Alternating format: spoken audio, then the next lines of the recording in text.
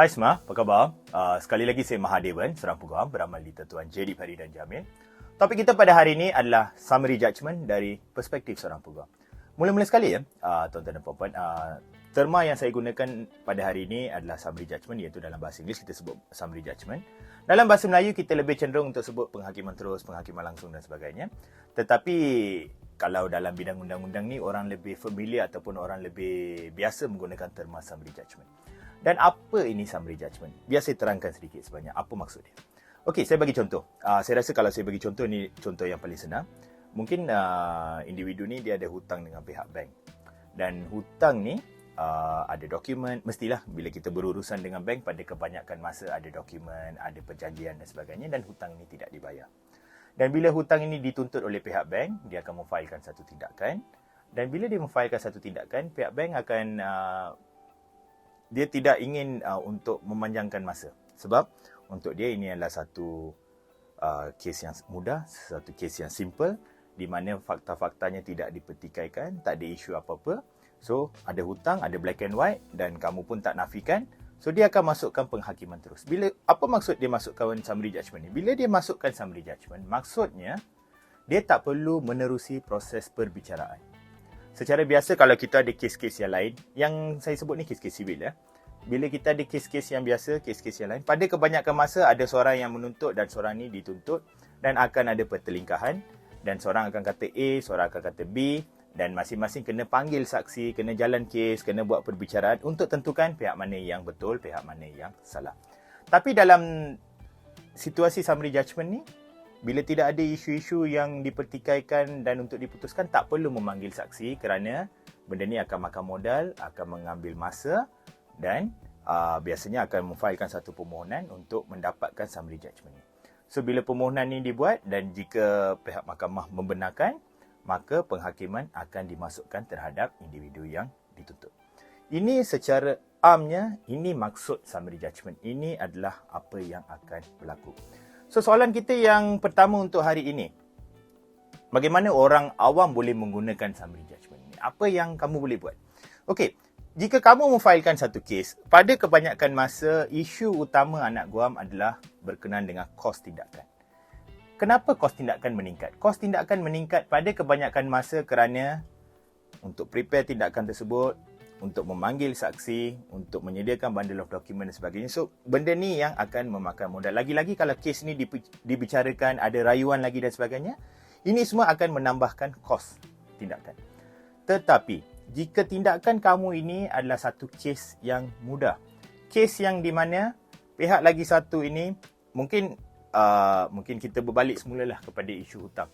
Mungkin individu ni hutang dengan kamu, ada perjanjian, ada dokumen, tidak dipertikaikan, maka tak ada keperluan untuk kamu pula yang bawa tindakan ini, bawa saksi dan sebagainya. Kamu boleh cuba memasukkan penghakiman terus, penghakiman langsung ataupun summary judgment. Ini adalah sesuatu yang kamu boleh gunakan dan bila kamu buat kes ni kamu kendalikan, bila kamu cuba melalui kaedah summary judgment ini, kos adalah lebih rendah terhadap kamu berbanding meneruskan dengan perbicaraan. Tapi apa yang kamu perlu tahu jika kamu buat kes summary judgment? Kes ini pada kebanyakan masa, pada setiap masa, haruslah kes yang tidak ada pertikaian. Ini adalah sesuatu yang kamu kena faham. Tapi bagaimana? Kadang-kadang kita juga ada situasi macam ni. Mungkin pada pendapat kamu rasa kes ini tidak ada pertikaian. Kamu rasa kes ini straightforward. Tapi pihak lagi satu, mungkin ada andaian yang lain, ada pemikiran yang lain. Mungkin mereka berpendapat ada isu-isu, ada sesuatu yang tak betul. Dia tak setuju dengan fakta-fakta yang kamu nyatakan itu. Tapi, kalau niat dia memfailkan pembelaan hanya untuk melengah-lengahkan masa. Sebagai contoh, dia buat pembelaan, mungkin kamu tuntut daripada dia 20,000. Dia buat pembelaan, dalam pembelaan dia mengatakan, saya tak mengaku sekeras-kerasnya. Tetapi, bila ada situasi yang sedemikian rupa sekarang ni, okeylah pihak lagi satu tak mengaku. So, adakah bermaksud kita harus pergi sekarang untuk kendalikan bicara penuh?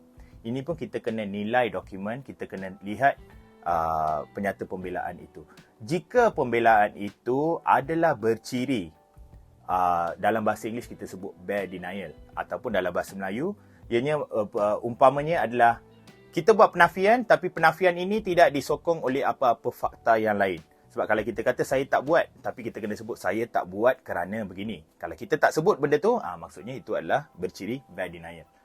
So, bila dalam situasi yang sedemikian rupa, masih lagi kamu ada peluang untuk mendapatkan summary judgment. Okey, sekarang ni kita ubah sedikit situasi. Mungkin pihak yang menuntut daripada kamu sekarang ni, dia cuba mendapatkan summary judgment terhadap kamu. Tapi kamu percaya kes ni kamu tak puas hati, kamu nak fight. So, apa yang kamu boleh buat? Okey, beberapa poin yang kamu harus ambil maklum. Yang paling penting sekali, dalam bahasa Inggeris kita sebut macam ni. Kita sebut dia sebagai triable issue. Maksudnya, dalam tindakan ini, kamu kena tunjuk ada isu-isu untuk dibicarakan. Ada isu-isu dari segi penemuan undang-undang maupun penemuan fakta yang harus dibuat dan diputuskan oleh hakim. Contoh, kalau dia kata, kalau pihak yang menuntut daripada kamu ni, dia kata kamu pinjam daripada dia RM10,000. Tapi pada masa yang sama, kamu ada rekod ataupun bukti yang menunjukkan kamu dah bayar dia mungkin RM2,000. Maksudnya fakta dah bercanggah di sini. So, ini adalah salah satu cara yang kamu boleh gunakan untuk menunjukkan ada isu-isu untuk dibicarakan, untuk diputuskan. Supaya kita pun tak nak ada situasi di mana pihak lagi satu ni mengambil jalan mudah, memfailkan summary judgment dan kamu tersepit. Kerana mereka akan tekan, kata semua ni lengkap dan kamu tak ada pembelaan dan sebagainya, dan kamu je tak ada. Dan kamu kena ingat ya, kamu kena ada pembelaan. Tapi pembelaan itu tidak semestinya pembelaan yang terbaik, tak. Selagi mana kamu ada pembelaan, mungkin pembelaan ni dalam, kita biasa sebagai peguam, kita akan menilai pembelaan yang anak guam kita ada. Kita akan tengok pembelaan ini adalah pembelaan yang bagus ataupun kurang bagus, sebab setiap satu kita kena tengok apa kualiti ataupun apa sifat yang kita akan letakkan pada pembelaan tersebut. Tetapi katakan kamu ada pembelaan, tetapi mungkin pembelaan yang bukan absolute ataupun bukan pembelaan yang menyeluruh, tetapi adalah bolehlah cover sedikit. Selagi mana kamu ada pembelaan, summary judgment tidak boleh dimasukkan. Tetapi pembelaan kamu ni kenalah ada sedikit merit. Bukan macam tadi, kamu kata, saya menafikan. Tapi kamu tak sebut kenapa kamu menafikan. Apa sebab kamu menafikan. Semua tu kamu tak sebut. Itu bukan pembelaan. Tapi kalau kamu kata, saya menafikan atas alasan sekian, maka ianya boleh dibenarkan. Dan pada masa yang sama, bila pergi mahkamah, tuntutan sibil, sama ada dituntut atau menuntut, dokumentasi ataupun saksi adalah sangat-sangat penting. Cakap mulut ni tak boleh. Tak boleh cakap mulut ni, kamu nak pergi mahkamah tak boleh. So, sama, bila seseorang ni cuba masukkan summary judgment terhadap kamu dan sebagainya, dokumentasi kena ada. Kamu tak boleh kata, ya, saya tak mengaku. Kerana ini adalah kata-kata daripada saya. Mana bukti? Tak ada. Mana dokumen? Tak ada. Tapi saya tahu mungkin benda ini adalah benar. Jangan salah faham ya tuan-tuan dan puan-puan. Mungkin ini adalah fakta. Tetapi fakta ini bila kita pergi mahkamah harus disokong oleh bukti. Sama ada dari bentuk bertulis ataupun saksi. Ini adalah sesuatu yang orang awam harus ambil maklum. Sekian saja daripada saya.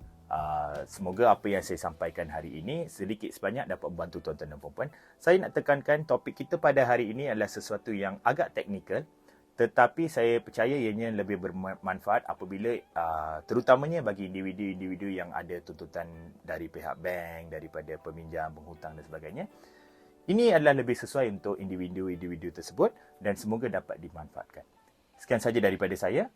Semoga kita berjumpa lagi dalam episod yang akan datang. Terima kasih.